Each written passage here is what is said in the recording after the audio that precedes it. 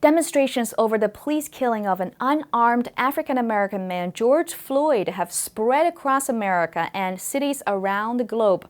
Though the vast majority of protests in the U.S. have been peaceful, they are overshadowed by cases of violence and looting.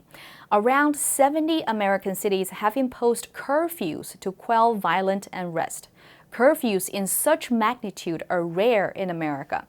LA has imposed the harshest curfews since 1992. New York City issued curfews for the entire week, almost every night from 8 p.m. to 5 a.m., the most severe since World War II. So far, major cities have seen significant reduction of violence, while peaceful protests continue during the daytime. Today, we'll take a look at the word curfew. In modern English, curfew is a restriction which limits a group of people from being outside their homes past a certain time. But in the past, curfew was something quite different. Curfew was a signal made by tolling a bell to tell the residents of a town to put out or cover up their fires at home and go to bed. This was a common practice throughout Europe during the Middle Ages, a time when homes were often made of wood and built close together. Fires could quickly spread from house to house.